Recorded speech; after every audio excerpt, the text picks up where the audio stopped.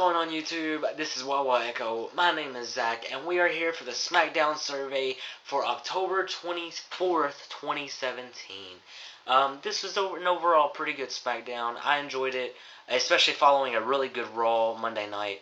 I was looking forward to the build-up that SmackDown has for Survivor Series, as opposed to what Raw had, to see how they kind of kept it going. And I was pleased. I mean, it wasn't like this wasn't a fantastic show. This wasn't like Raw, but still, yet it was. I enjoyed watching it for the most part, and so let's jump right in. First segment had Shane McMahon in the middle of the ring, and he was explaining Under Siege, where the SmackDown roster came in to Raw and invaded and attacked everyone on Raw. I thought that segment was really well done. In fact, I gave it a big up. Go check that in the Raw Rundown from October 23rd. But the storyline that they're keeping going is that Shane McMahon was taught to fight first because you don't want to be behind. You know, all of this. That was well played out. That was well explained. And then you had Sami Zayn coming out and offering his and Kevin Owens' service to the SmackDown Live team for Survivor Series. And Shane McMahon kind of blew that away and said, no, if you want a spot, you have to face Randy Orton. And the winner of that match gets a spot. So it was Sami Zayn versus Randy Orton for the main event of that night. But this segment was really good. It also played up the tension that Owens had, or that Zayn had with McMahon from Hell in a Cell. So I like this. I'm going to give this segment an up. Our first match of the night saw Chad Gable teaming up with Shelton Benjamin to face Xavier Woods and Kofi Kingston of the New Day. Now, of course, this match was going to be really good because you have four really talented people, four really athletic people at that. They can do flips, they can do kicks, they can do. All four of these people had good chemistry together and made for a really good match that stayed interesting. There was no boring parts. There was no, headlock for 10 minutes. There was no stalling for any reason, and it wasn't a very, very long match, which it didn't need to be, because of the reasons I just said. You don't want those things. So this match, I loved it. I'm ready to see where it goes. I'm ready to see these two not face each other, and for someone to face the Usos. But whatever, the tag team division is kind of falling by the wayside now, I feel like. But you still have really they still put on really good matches. So the match gets an up.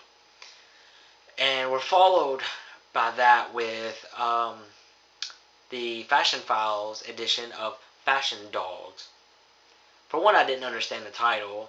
Two, I still don't understand why the Ascension are still a part of this, because they're not funny, and they're not as funny. Well, the reactions to when Tyler Breeze said, there's no B in Brothers, and oh wait, the B is silent, and like their reaction was really good to that, but like they're not as comedic as Tyler Breeze and Fandango, and even then two weren't as funny in this one. And of course you had James Ellsworth, you had Carmella, you had the Money in the Bank briefcase that was filled with dirty underwear.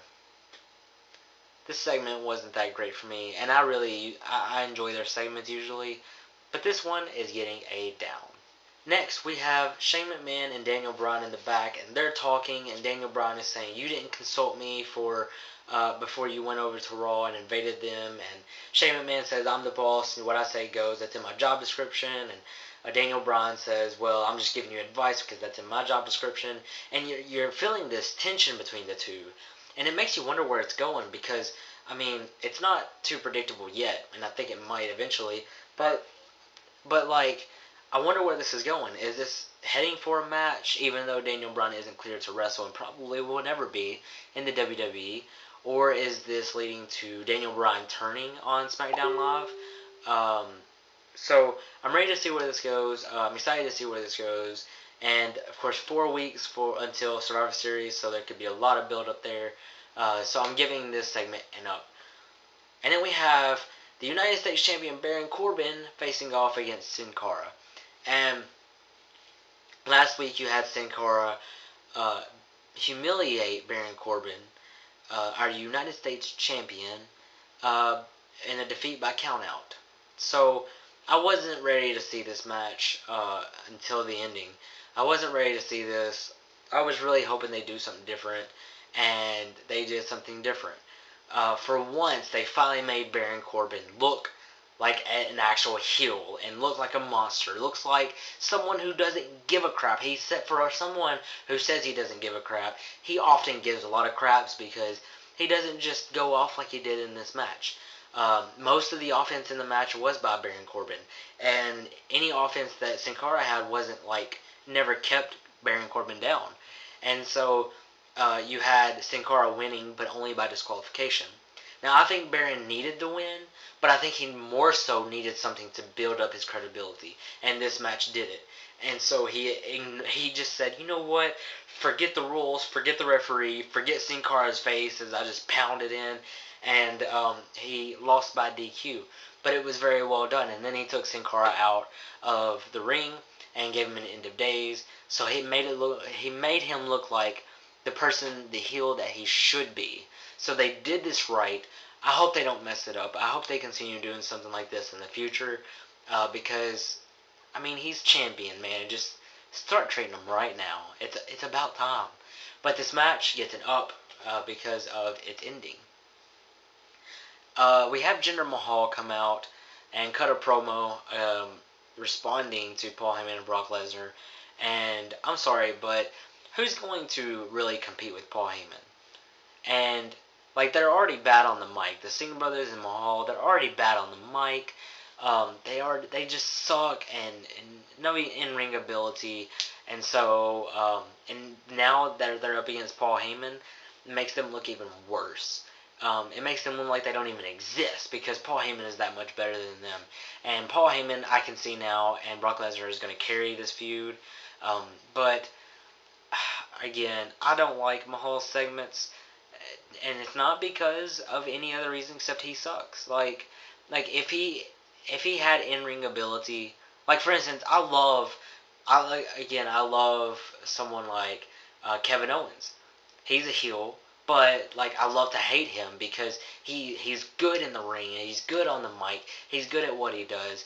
I love Sami Zayn because he's a heel and he does it well. And even though he's a fresh heel, but he's good in the ring and he's not terrible in the mic. But like Mahal, I just can't get behind in any way. So this segment gets a down. And at the end of the segment, though, AJ Styles comes out for his match against Sunil Singh, and Jinder Mahal was thrown out of ringside, and AJ Styles, in a very quick fashion, Sumir Singh, I think is his name, he threw him off the mat by throwing Sunil into him, and then put on the calf crusher and won by submission. Quick match. But it was like the way it was supposed to. There was no way that either one of the Singh brothers are going to put up a fight against Styles. So this one gets an up. And that match is followed by a women's fatal 5-way match for the right to be team captain for Team Blue in the Survivor Series. And so I don't understand why there needs to be a captain. Like, I can understand there being a captain if, like, the captain is supposed to find people to be on his team or her team. But, like, I don't get it, and maybe they just needed a reason to fight. But, whatever, not a terrible match. It was actually pretty good.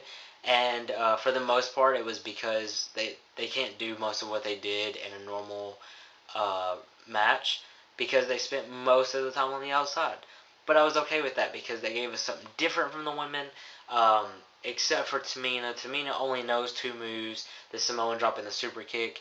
And so, but this match intrigued me, and so I'm going to give it an up. And that leads us to the Bludgeon Brothers. Next we have Dolph Ziggler in the back being interviewed by Renee Young.